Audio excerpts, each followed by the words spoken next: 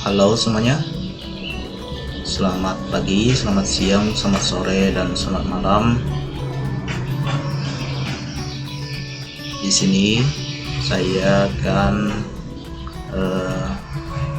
menjelaskan salah satu tugas terstruktur dari mata kuliah genetika yang diajar oleh Ibu Ira Erdiandini SSI MSI. Nah, di sini saya memilih salah satu materi genetika, yaitu materi genetik. Nah, sebelumnya saya memperkenalkan diri. Nama saya Gunawan, NIM C10111171142, kelas agroteknologi D. Nah, di sini saya membahas materi genetik. Nah, apa sih materi genetik? Coba kita buka. Nah, materi genetik adalah unit pewarisan sifat bagi makhluk hidup. Nah, dalam makhluk hidup tidak ada yang identik, kan? Nah, hal ini akibat karena makhluk hidup mempunyai materi genetik yang berbeda-beda. Materi genetik berada pada seluruh tubuh. Pada setiap sel mengandung kromosom yang terdiri dari uraian gen. Gen adalah unit pewarisan sifat bagi organisme makhluk hidup. Gen mempunyai dua fungsi, yaitu sebagai informasi genetik yang dibawa oleh setiap individu ke keturunannya, dan sebagai pengatur metabolisme untuk perkembangan setiap makhluk hidup. Nah, dalam gen inilah terdapat materi genetik, yaitu DNA dan RNA. Berikut penjelasan mengenai pengertian DNA dan RNA. Oke, kita next. Nah, di sini DNA atau deoxyribonucleic acid. DNA merupakan asam nukleat yang menyusun gen di dalam inti sel. DNA juga terdapat dalam mitokondria, kloroplas, sentrom, plastid, dan sitoplasma. Nah, DNA merupakan materi genetik yang membawa informasi biologis dari setiap makhluk hidup dan beberapa virus. DNA dibawa oleh setiap individu ke keturunannya. Nah, next kita lanjut ke poin 3. Struktur DNA. Struktur DNA terdiri dari suatu molekul besar kompleks dengan dua pita panjang saling berpilin membentuk heliks ganda. Setiap DNA terbentuk dari ratusan hingga ribuan polimer nukleotida. Setiap nukleotida terdiri dari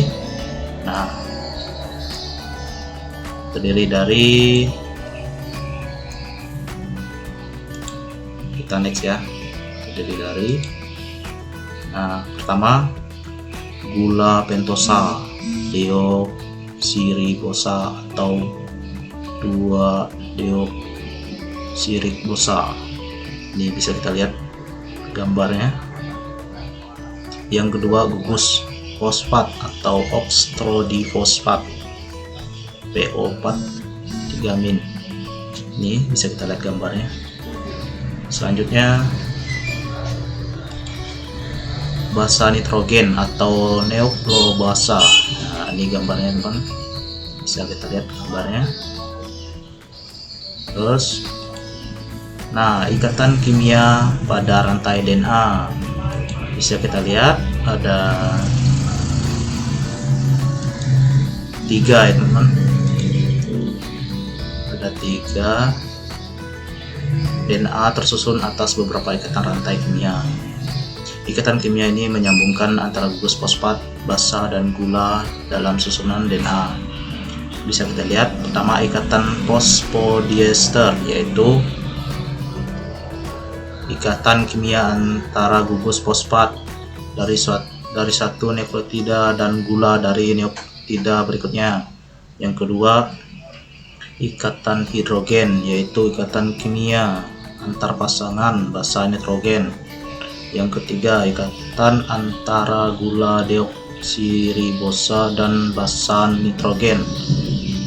Di sini dibagi menjadi 4. Yang pertama, deoksiradonsin monofosfat atau DAMP antara gula deoksiribosa dan basa adenin. Yang kedua, deoksiguanin monofosfat atau DGMP, ini antara gula deoksiribosa dan basa guanin. Yang ketiga, deoksisitidin monofosfat atau DCMP antara gula deoksiribosa dan basa sitosin. Yang keempat, deoksitimidin monofosfat atau DTMP antara gula deoksiribosa dan basa timin. Nah, selanjutnya fungsi DNA. Bisa kita lihat fungsi DNA itu sebagai materi genetik memiliki beberapa fungsi pada tubuh makhluk hidup, diantara yaitu yang pertama membawa informasi genetik, yang kedua memiliki peran dalam perwarisan sifat, yang ketiga mengekspresikan informasi genetik, yang keempat mensintesis molekul kimia lain, yang kelima menduplikasi diri atau bereplikasi. Nah, selanjutnya sifat DNA. Sifat DNA yang terdapat dalam makhluk hidup. 1. Jumlah DNA konstan pada setiap jenis sel dan spesies. Kandungan DNA dalam sel tergantung sifat polidi atau jumlah kromosom. Yang ketiga, bentuk DNA pada inti eukariotik seperti benang yang tidak bercabang. Yang keempat, bentuk DNA pada inti sel prokariot, plastid maksudnya, dan mitokondria berbentuk sirkuler. Selanjutnya, replikasi DNA. Replikasi DNA atau proses menduplikasikan diri ini terjadi saat interfasi sebelum sel membelah dengan tujuan agar sel anakan hasil pembelahan mengandung DNA yang identik dengan DNA sel induk. Jika terdapat kesalahan pada proses ini, sifat pada sel-sel anakan akan mengalami perubahan. Nah, di sini kemungkinan replikasi DNA melalui 3 model, diantaranya yang pertama itu semi-konservatif. Apa sih semi-konservatif? Nah, rantaian ganda DNA lama berpisah, kemudian rantai baru disintesis pada masing-masing rantai DNA lama. Itu yang pertama. Yang kedua, nah ini lanjutannya, konservatif. Apa sih itu konservatif? Nah, rantai ganda DNA lama tidak berubah, berfungsi sebagai cetakan pembuat DNA baru. Nah, yang ketiga itu dispersif. Apa sih itu? Nah, beberapa bagian dari kedua rantai DNA lama digunakan sebagai cetakan DNA baru, sehingga DNA lama dan baru tersebar. Nah, bisa kita lihat di gambar ini. Dari ketiga model tersebut, model semi-konservatif merupakan model yang paling tepat untuk proses replikasi DNA. Replikasi semi-konservatif ini berlaku bagi organisme prokariotik maupun eukariotik. Bentuk replikasi DNA dapat dipahami melalui gambar ini, di gambarnya. Nah, ini gambarnya ya. Terus lanjut. Nah, kita ke RNA. RNA itu ribonucleic acid.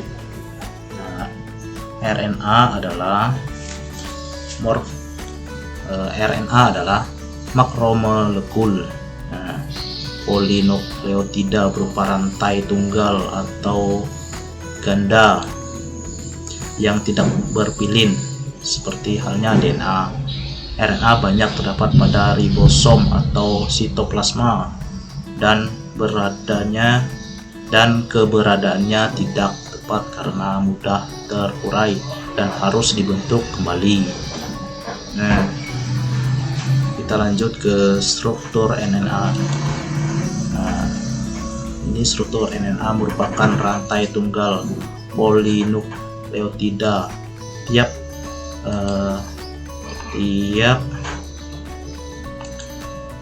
ribonukleotida terdiri dari 3 gugus molekul, yaitu gula 5 karbon, ribosa, gugus fosfat membentuk punggung RNA bersama ribosa basa nitrogen yang terdiri dari basa purin yang sama dengan DNA, sedangkan pirimidin berbeda, yaitu sitosin dan urasil dan gugus fosfat.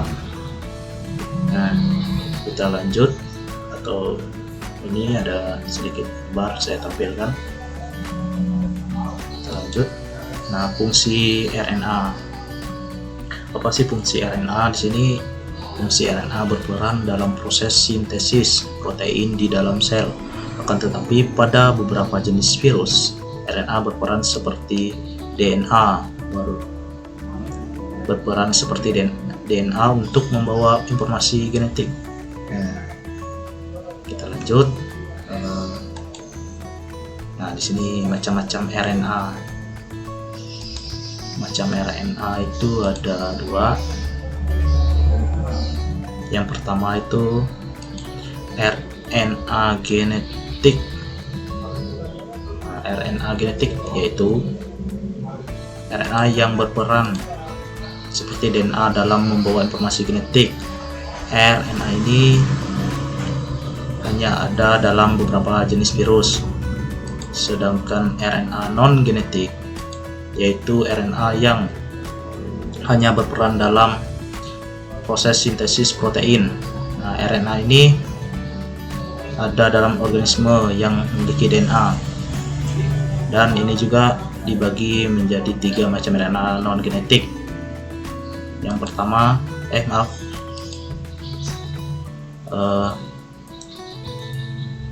ada 2 ya. Ada 2 RNA duta in RNA. Nah, rantai tunggal panjang yang tersusun atas ratusan nukleotida. RNA ini terbentuk melalui proses transkripsi di dalam inti sel oleh DNA. Fungsi dari mRNA adalah sebagai pembawa kode genetik atau kodon. Bisa juga dari inti sel ke sitoplasma. Yang kedua, RNA pemindah atau tRNA, itu rantai tunggal pendek yang dibentuk DNA di dalam inti sel kemudian diangkut ke sitoplasma. Nah, fungsi dari tRNA ini adalah sebagai penerjemah kodon dari mRNA dan mengangkut asam amino dari sitoplasma ke ribosom. Nah, dari RNA ribosom atau rRNA memiliki rantai tunggal tidak bercabang serta fleksibel pada ribosom yang dibentuk dalam DNA di inti sel. Nah, jumlah yang lebih banyak daripada mRNA ataupun tRNA. Fungsi dari rRNA adalah sebagai mesin rakit polipeptida pada sintesis protein. Nah, kita lanjut. Di sini ada perbedaan DNA dan RNA.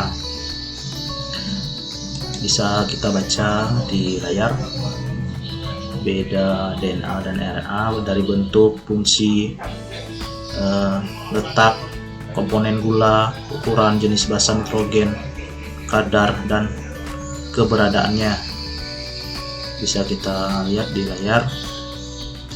Untuk bentuk, DNA itu rantai panjang, ganda, dan berpilin atau double helix, sedangkan RNA itu rantai pendek, tunggal, dan tidak berpilin. Untuk fungsi DNA mengendalikan faktor keturunan dan sebagai materi genetik bahan baku untuk sintesis protein. Nah, sedangkan RNA mengendalikan sintesis protein. Untuk letak, RNA berada dalam nukleus, kloroplas, mitokondria, sedangkan RNA itu berada dalam nukleus, sitoplasma, kloroplas, dan mitokondria. Komponen gula di DNA itu deoksiribosa, sedangkan RNA ribosa. Untuk ukuran, DNA itu panjang, sedangkan RNA pendek. Jenis basa nitrogen untuk RNA itu purin, adenin, dan guanin, gugus fosfat dan pirimidin, sitosin dan timin.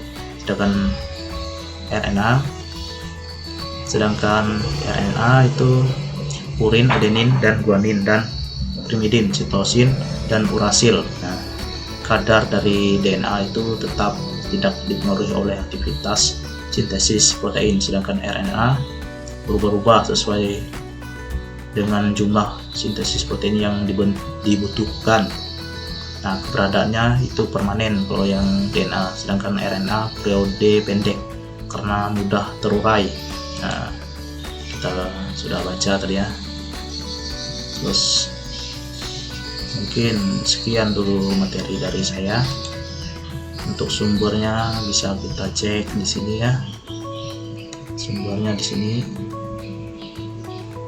Terima kasih buat teman-teman semuanya yang sudah menonton video ini. Ini demi saya melakukan pengerjaan tugas terstruktur saya dari mata kuliah genetika.